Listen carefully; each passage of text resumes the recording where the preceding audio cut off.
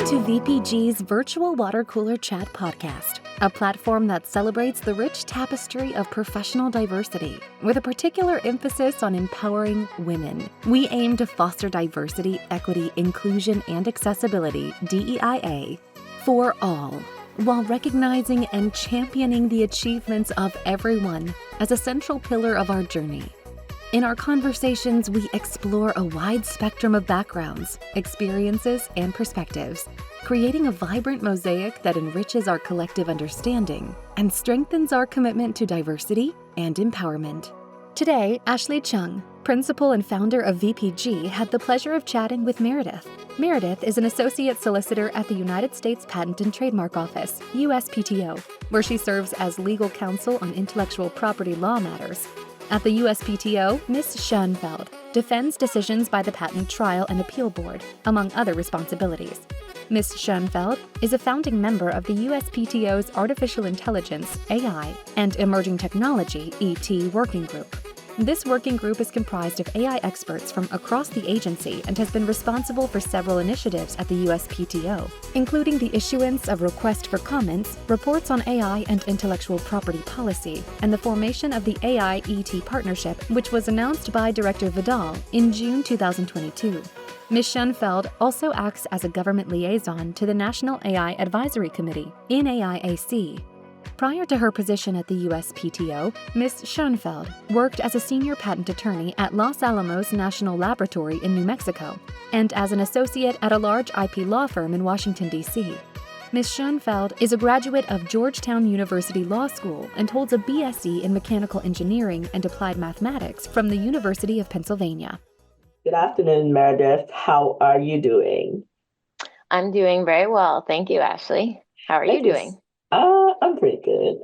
Thank you so much for, agreeing to be a guest on Virtual Water Cooler Chat. I really enjoy getting to know you. You're the first one that actually took me to a soccer game. So, that is very special. So we're going to dive right in. Sure. Can you tell us a little bit about yourself? Sure. Right now, I'm at the USPTO, the Patent and Trademark Office. I'm in the Office of General Counsel. I'm in the Solicitor's Office. So I work on a combination of things. Our main job is to defend the PTO in litigation in like the patent and trademark fields. But we also get involved with a lot of policy things, and that's actually been the part of my job that I've enjoyed the most. I've gotten to do some details as a part of my job, and I'm also on the AI working team.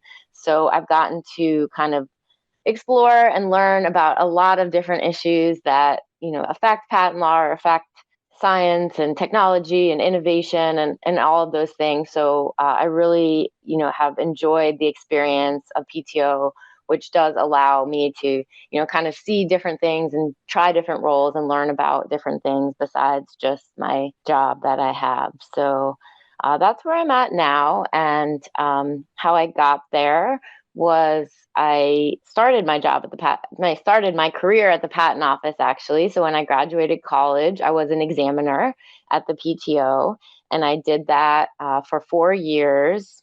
And I went to law school during the evenings when I was at the patent office because I knew that I wanted to be a patent attorney. So actually, when I was in engineering in undergrad, we had a patent attorney that came to speak to our class.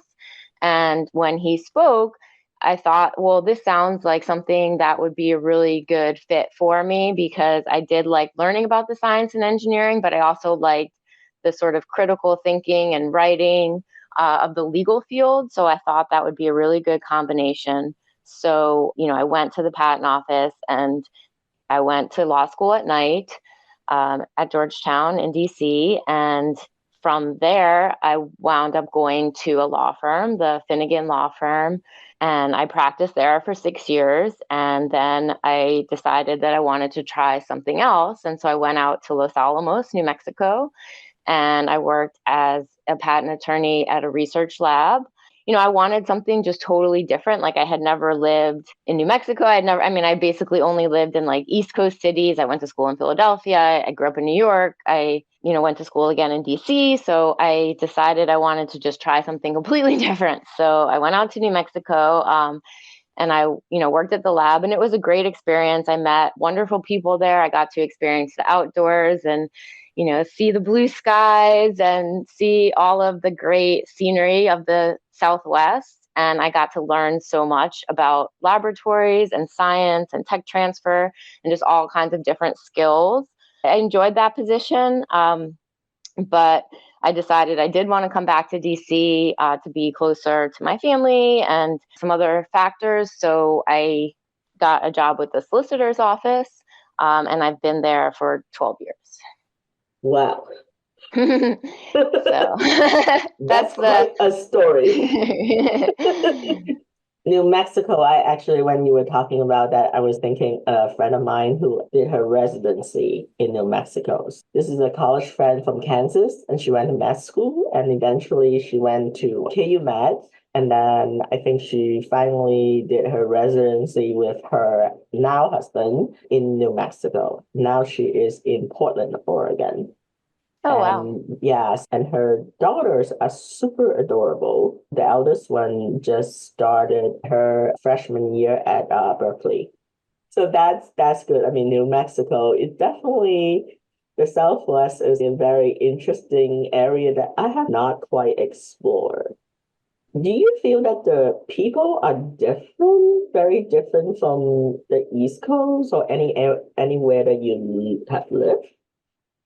I think the culture is different, and New Mexico is very steeped in culture. I mean, they have a very interesting history with, the Spanish culture, and also there's a lot of Native American culture. And New Mexico, I believe this is correct, I'm almost 100% sure, but is one of the few states where it's actually, majority not white. So I think that is it brings kind of a more diverse culture and has, kind of different aspects of that. And the pace is definitely different. I mean, if you visit New Mexico, they will say sort of their motto is mañana, which means tomorrow. And I would say growing up in New York, we have the New York Minute. So it's definitely a different pace, but I do think, people are people, and we definitely have more in common with each other as human beings than differences. So I think it's good to learn about different cultures and learn about different experiences and learn about the history and the art and the natural beauty of a place. But we all are unique in our own ways, but also human. That's cool. Can we talk a little bit about Meredith outside of work? Sure. As you know, there's a pretty big side of Meredith outside of work. I do like doing a lot of things. You really do. I'm definitely someone that I think everyone knows if you want someone to do something with or to be up for something, you can definitely reach out to me because I love just learning things, exploring things. I love all kinds of, different music. I love seeing live music. I love theater. I love sports. I love watching sports, participating in sports. So basically, all aspects of life I'm interested in doing and learning and experiencing. I think I've always been that way. As a kid, I always wanted to do things and see things and read about things, not one to sit still very much. So, I think Meredith outside of work is on the go a lot, and, up for trying new things. And, I love connecting with people, seeing people. I'm very lucky to have, close friends and family and people that I do make the effort to get together with because, it's great to connect virtually, and that's definitely an option and works out well. But I like connecting with people in person too a lot. If you had to use 3 words to describe yourself, what would those 3 words be? I would say definitely curious. Like I said, I just want to learn things. I would say that I try to be very open-minded. One of the things my stepfather said to me, this phrase, which I really take to heart, is only a fool never changes his mind. So I think it's really important to not just stick with what you know and say this is the only way or the best way, but really be open-minded to different ideas and thoughts. And I do try my best. And I think, which you will probably anticipate my word for myself, hopeful. um, as you know, hope is my middle name. And I take that seriously. I think it's really important to have hope and to give hope. And, I do see kind of hope and kindness as being linked together. And so I do try to live with that, positivity close to my heart. So I agree with all three. And I think that it's not a coincidence that you fall into the patent field where innovation and curiosity drives, the technology, and that you are interested in AI, artificial intelligence. I really do believe that you are also very kind.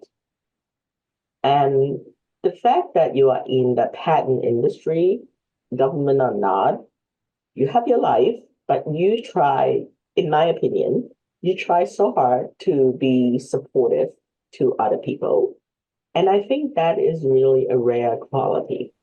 And I do think that you are open-minded. So your stepfather, I'm glad that he brought that to your attention.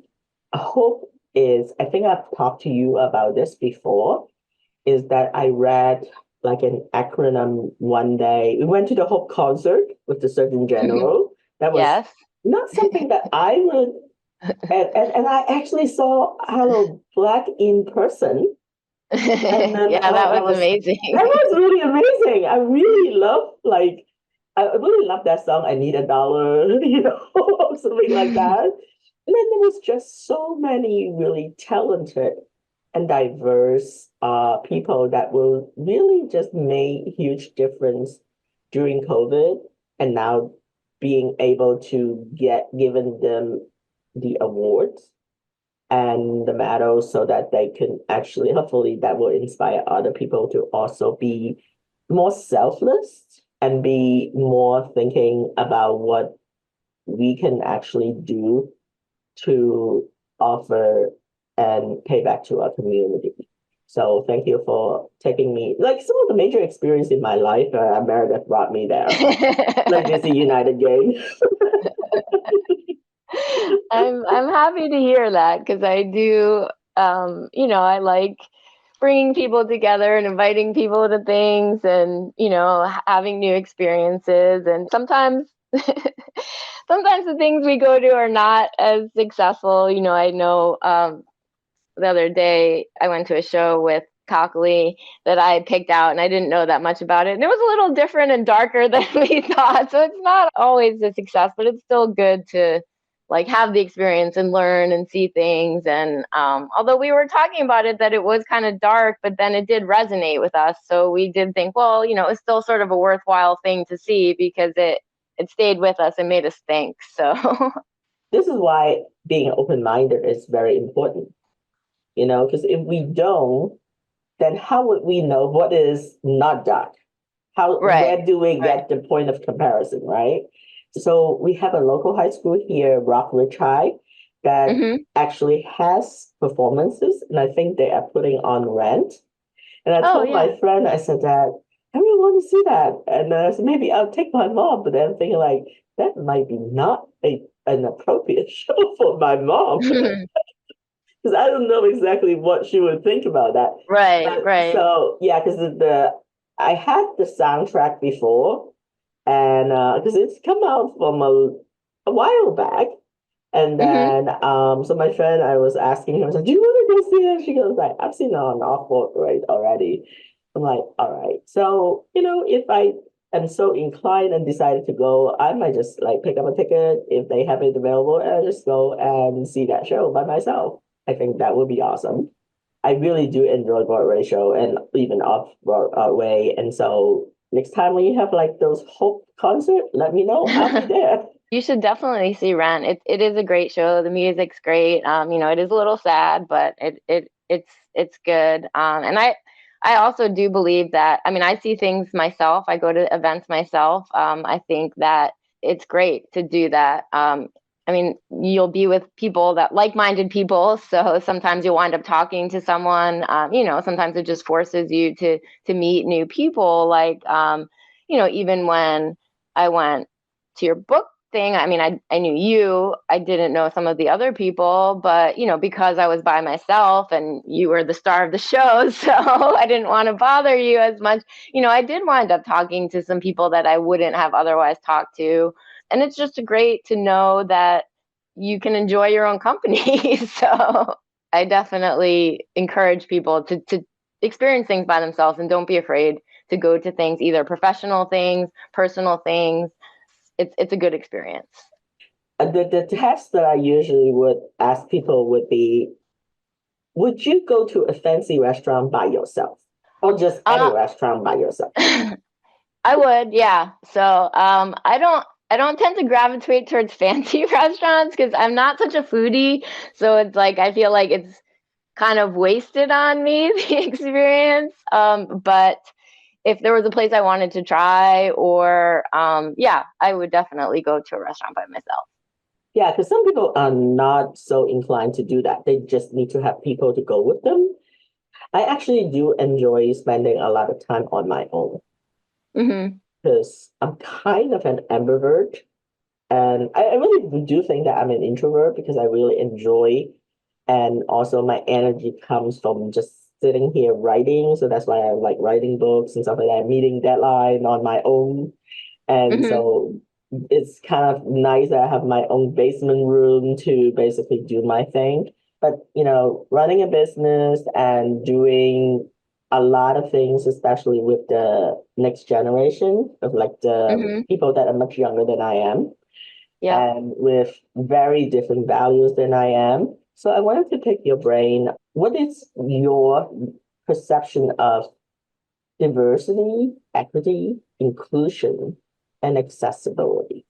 How do you view that, especially how this will drive our society with the younger generation? As I said before, I think, being open-minded is something that I try to be and something that I value. And I think, open-minded definitely helps with just seeing different people's points of view. And I think it's very useful to have different points of view. And, you mentioned I might have introduced you to some new things. And because I do try to open my net wide, like I've been introduced to new things because people have different experiences than me that you can learn from. And I think, we all have so much of our own biases based on our experiences, and not even just from racial or religious or just, all of your experiences that you have, where you grew up, the parents you grew up with, the schools you went to, the places you've lived, the, foods you've been introduced to, like those all form your opinions. And, you're inherently going to be biased based on those experiences. And it's so important to realize that people have had just completely different experiences than you. So I think a lot of the time, like we just think, oh, this is the right way because this is the way I do it, or this is the normal way. But you are a product of the things that you have absorbed in your life, like, whether you realize it or not. And I think, sometimes people do have a hard time seeing their own biases and seeing that, the experience is totally different for someone else. And, you have not been in someone else's shoes. And, I think it's great to try to learn about being in someone else's shoes, and certainly reading and meeting people and getting culture from different places like helps you understand their experience, but you don't know their experience. This is kind of not quite talking about diversity, equity, and inclusion exactly, but to me, it means just kind of being open to everyone's viewpoint and hearing everyone's viewpoint and accepting everyone's viewpoint as their viewpoint, and not necessarily trying to change it because you think you know better. And I do find I am upset by a lot of the division that occurs today. I think, there's so many polarizations and so many assumptions that are made. And it's, well, you like this, or you must be that, or and I think that's really harmful. And so I think, if we can listen to each other more and really try to accept what people say more, and be open-minded, I think that does take us at least one step closer to a better world. I think that sometimes we don't always have to agree with people. We Right. can also agree to disagree. Yes. That's one perception, right? I mean, it's like I can assume that you would understand my experience, but the fact that you are being open-minded, or anyone's being open-minded, not assume and not verify facts. If you Right. instead of assuming what I want to be called or like certain things about me, ask. Right. Like, I might have a preference on certain things, and then there might be certain things that is very cultural oriented that you just have to ask. And then I think part of it is that a lot of the society, I do agree with you, that is very polarized. And I think sometimes, especially in litigation, we do not necessarily have the time to be thoughtful to people. Because we were Right. running from one deadline to another. It's like in the past when I was doing work in like litigation, and I can barely, like, I have so many deadlines to meet. I'm generally a thoughtful person, and I take that I give other people a courtesy to know that people are not always naturally like a bad person or with bad Right. intention. But when you have deadlines and the clock is like you have a midnight filing, that's it. If you pass 1 minute, you miss that deadline. So I think sometimes that people would need to be more, like you said, keeping it open-minded and then communicate and not assume, which is in my book. I always ask Right. my kids, I Yeah. was like, what does assume do? And then Right. so they would like repeat and anything. So from those micro learning moments, that is actually something that I really have taken to heart, because after working, this is Chinese American, working in the patent litigation field for over 2 decades. And prior to that, I was doing like construction litigation. I don't Right. know that you see a lot of Asian American women in that field. Right. And so it's like, I don't know that I would actually find a lot of like-minded people with same color, and I also did not used to speak up. I can talk right now. Most of the time, I was just a workhorse. So I really did think traditionally that if I just like put my head down, just keep working, that's all I need to do. I'm not looking for to be like running any office, and I'm not trying to be influencer or anything like that. So I was like happy being able to make a decent living, and then also going to travel. But then at some point, it did not, it became not enough. Mm-hmm. And I think that that's the next topic that I want to talk to you about: balancing between personal and professional fulfillment. Obviously, you're a very successful patent attorney Thank at the you. USPTO. And I love the fact that you are so supportive of not only me, but like of anything that, you're just a very kind soul. And I do appreciate that. Before, I wasn't, like, for example, I wasn't really thinking about, I was very slanted toward professional achievement and not trying to be number one. It's just that that's Right. how I was raised. And Mm-hmm. in law, a lot of people, I would think, that have what Arthur Brooks talked about, as a success addiction. This is like, we wanted to win that case, and after that, let's do another one. We are like number one in IP, we are number one in construction law or whatever. So people like naturally, there's certain type of personality, mostly type A or super type A, that go into law or medicine. So then I think that's what Arthur Brooks was talking about in the book From Strength to Strength. And after you get all of those professional achievements, then what? How does Meredith feel about that? And what do you do for your personal fulfillment? I think that's a good point. And I think, like you said, a lot of people in all kinds of fields, that you sort of have checklists. You are like, okay, I made it through law school. I made it to this point. And, I think I'm at a point, midlife point, where you are at a point where you kind of evaluate, like you said, you've had certain successes. I've had a pretty varied career. I've done a lot of things. So I think, it is a reflection point for me, where it is a situation where I look at, okay, well, what things do I actually enjoy doing? What are the things that I find I'm excited about or passionate about? And, obviously with work, there's lots of daily tasks and life as well. Like, you're never going to be like, I love every single minute of every single day doing anything. Let's be real. But enough is good enough.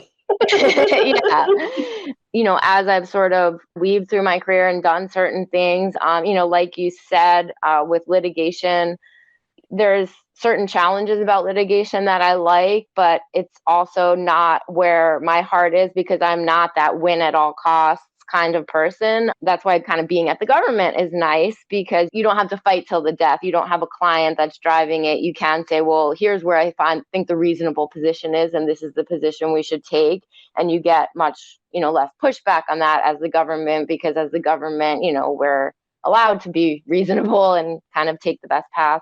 And as I mentioned, I think I've also shifted towards different roles at the agency, more policy type roles, to, accommodate that I'm interested in learning about things and trying to figure out, what are the best policies. And, that kind of speaks to me more about gathering data and learning things and, figuring out paths forward that are good for everybody, instead of a litigation position where it's just, okay, win or lose, and you're so focused. So I think in your professional career, and it's not that you can dictate everything, and sometimes you have to work on things that maybe you don't feel as passionate about, but if you can really identify, okay, what are the things I really like, and seek out those kinds of opportunities, I think, it's great if you can get fulfillment in your job. And it, like I said, it can just be with certain projects, certain things that you work on that you're able, I'm working on the AI team at the PTO, and we're trying to figure out, responsible use of AI. Like, that's, part of the government mission. And, that's something I feel good about, because we've talked about AI a lot. It's got a lot of great potential. It has some scary parts, and we need to figure out how to navigate that. So, that's something that I was able to kind of coalesce with, like, my personal and professional. And I think from my personal life, I do find fulfillment in these roles where I am helping more. And I think that's true of a lot of people. I know that there's been different studies that talk about, volunteering, makes the person that volunteers feel good, and it does connect you with the community. And I mean, there's all these benefits of volunteering, and there's so many opportunities to volunteer, kind of ad hoc, where you can just show up once. Basically, if you talk to anyone in any sort of situation, they'll be happy to have someone help with something. So either professionally at work, if your colleague slammed and you just say, hey, do you need help with something? Or do you want me to help you with that? Or if I love my local library, so I try to find ways to volunteer there and just get in touch with them and say, well, what do you guys need help with? Or what would be something I could do? I would say volunteering in whatever way makes you happy, in whatever project, is always something that will make you feel good and fulfilled. And then just figuring out kind of what kinds of projects or what kinds of roles you really enjoy and seeking those out as much as you can, knowing that it's not going to all be what you want to do all the time, because that's just not how usually life works. Well, I mean, I am really glad to hear that because I really do think very highly of you, mostly because I feel like that you have a very, well, seemingly, right? You have a very balanced, I can only see what I can see. I don't know what struggle you have. So just like that, you might not know what struggle I have, right? A lot of people, especially in private law, they will be like mostly with the deadline, things that they wanted to do may not be doing, and they will compensate with very expensive vacations or buying the most like fancy cars or something like that. I did do some vacation, not the most fancy one, but I did go to some amazing places. I just booked my trip to Norway and Iceland in May. Oh, wow. That'll be great. Yeah, well, I need to be not like cold enough. I mean, I think it's going to be maybe 40 or 50s in Norway around Yeah. that time. But like this year, when I left my previous job, I really thought that the first place I'm going to hit is Australia and New Zealand. Then COVID happened. So I still have not gotten there. And anything that I'm going to do in Australia and New Zealand is actually going to be, I really want to get used to how to do virtual patent gateway so that I could do my work virtually. Because I mean, I really do my work virtually, but there are limitations. Like, for example, if you do your service or something like that, I need to have a team. So one of the things that it has, the next point that I'm going to talk to is that with all of the technology, especially AI, and the next generation, because I have actually really rely on my younger team to teach me a lot of things, how to use ChatGPT effectively. For example, I was just talking to someone and doing like some QC of exhibit. And then she is a Mac user. I have Mac, but I'm not really all that fluent in some of the things. Yeah, So same. she's like 22. And so one of the things that she's on her Mac and we were going through Zoom. And then all of a sudden she would go like this. And then there's fireworks in the background. Apparently that's a Mac thing, right? I did not Oh, know that's that. fun. So I was like going like this. And I was like, how did you get the bubble? I cannot get the bubble to work. And then she could say, hold the thumb up, go like this. But I'm like, but I'm on a PC. So when I'm on my iPhone, I would go like, but it's not working. She could say, hold this steady and all this. And then all the fireworks in the background works, right? I was like, oh my God, this is amazing. I said that when you leave, you have to promise me that you are going to keep me as a friend because I am going to be a technical advisor. And she goes, like, of course, you are like my dog's virtual godmother. I said, I did not know that. But that was really, really awesome. So with the next generation, they use technology very differently. And sometimes it's like, as someone that actually did a book review of Malcolm Gladwell's The Tipping Point. So I assigned book report because I know that someone else would said it better than I would. And I really want to drive that point across. And it would be good for them to sort of like, so we have a newsletter called The Wonderlist. So I started like getting, you get that, right? Yes, I do get it. So I'm just going to be like saying that I'm very proud of that newsletter.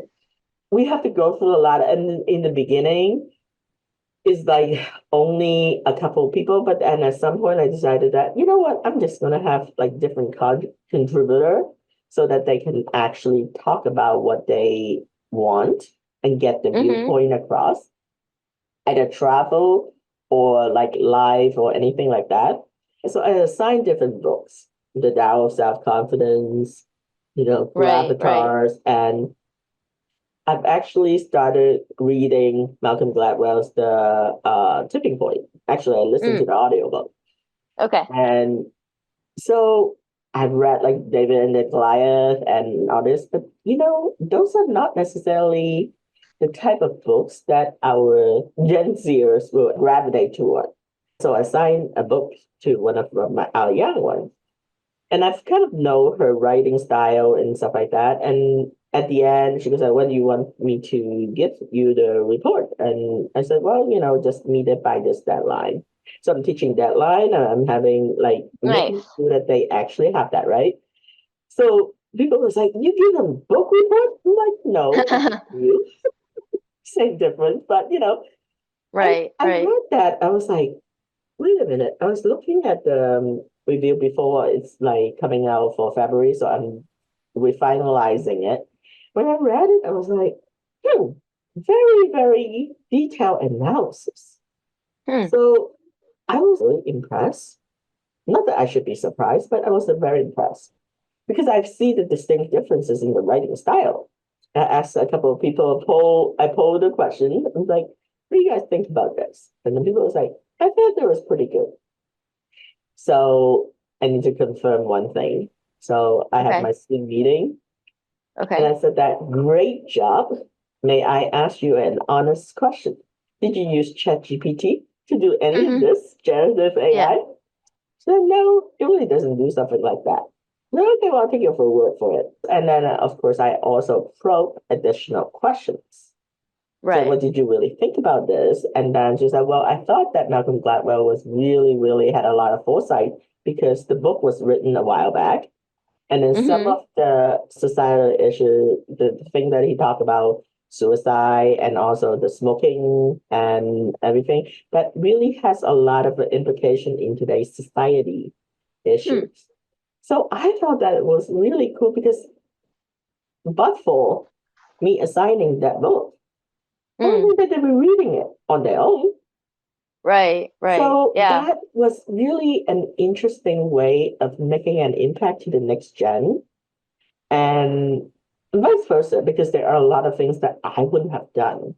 So you do in your life, professional or personal, what are some of the things that you find most intriguing when interacting with the younger generation? My experience with interacting with the younger generation is mostly due to my stepdaughters who are 12 and 15. So I think that their experiences are a lot different than mine growing up. I think with the social media and just when I grew up, we didn't have any of that. So, I graduated high school in 1994. So we didn't have, any social media, any internet, cell phones, none of that. So I think one of the things that I find very interesting is their sense of time and showing up and making plans. Because they're so used to just being able to be in touch with people. And I mean, I think this has happened to the older generation too, and just being more fluid. Like when I was in high school, it was like, okay, we're meeting at this diner at this place. And there was no way to tell someone you weren't going to be there. I'm running late. So you just had to show up on time. And now it's like, you can be like, oh, well, I'm still doing this, or, oh, so it's like, I just feel like the kind of expectation has changed because you have just so much more communication. And I think just in general, they're able to communicate with people so much more and see what everyone else is doing. And I think that in some ways that's really good. And especially over COVID, when they were alone and isolated, they were able to at least have some connection with other people. But I think it can be dangerous because you are seeing and comparing. And I think that is the main thing at this age, the younger generation, where you don't have your full self-confidence and sense of self yet, and you're still kind of figuring out your sense of self. And, there's just so many more opportunities to compare or have people comment on things. And, I think that can be really hard. And I do wonder about kind of growing up in that environment where it's harder to just be your own person. And, even though there are even a lot of TikToks that talk about doing that, and there is that message that is sent, I feel like it might be actually harder to implement that message when there's all these comments and noise going on. So I think that is intriguing about the next generation. And I think them figuring out careers and what they want to do and working. I think that is a different experience. I do feel like, and, obviously it's not true for everyone my age and, it's my experience, but I kind of just look to like, what would be a good career? What's practical? What's focused? And, kind of do what you're told mentality of, show up, do the work that you're supposed to do.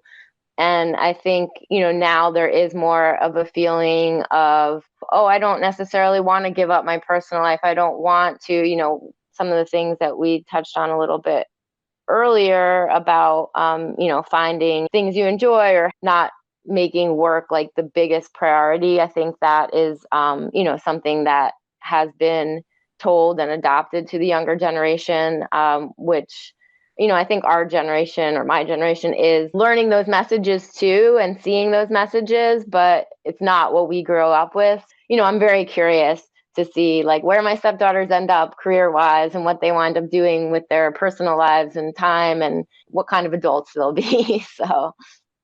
Yeah, I completely agree with you. I think social media, especially with that younger generation, there's a lot of pseudo confidence there.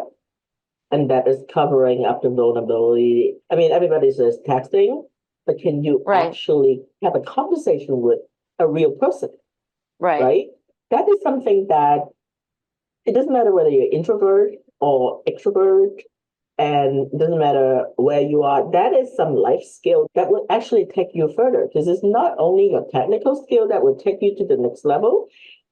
I strongly believe your people skill, and I hate to call it soft skill, the people skill that would actually take you to the next level. And what I'm really most concerned about is that, yes, technically they are coming out as a digital native, but can you carry a conversation? Right.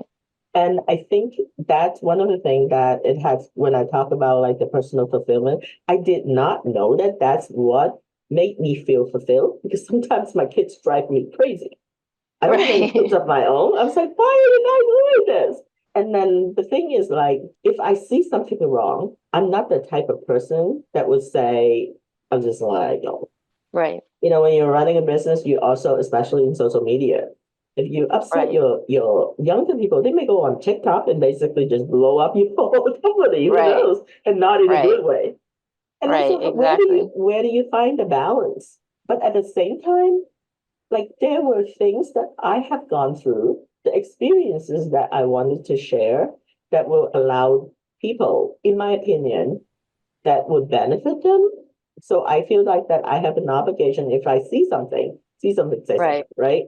And then so if I see something like, coming from litigations and being like usually very detail oriented, I will see something, I was like, I'm like biting my tongue and trying to come up with like as soft as possible. And then now I just give them feedback and then said, okay, it's feedback time. Right. So that gives them a little bit of like, don't take any of this personal. This is my opinion. And I think this XYZ need to be done this way. Again, this is my opinion. It doesn't necessarily say that it's better or not. It's just more fitting with what I am trying to push out. So what do you guys think? And the other thing that I think has been really important, but I have not practiced it well yet, is we are in a society, everybody wants to talk and air our opinion. But one thing that I really want to practice is being the last person to speak. So I am being very conscious when I have on a Zoom, I would like have to bite my tongue to give my feedback. I would basically go through the circle and said, why don't you guys all talk first? Sometimes it kills me because I was like, oh, I really want to say something, It's like, I'm looking at the time, I got to do this, But at the same time, that's like from Simon Sinek, it was like, practice being the last person to speak.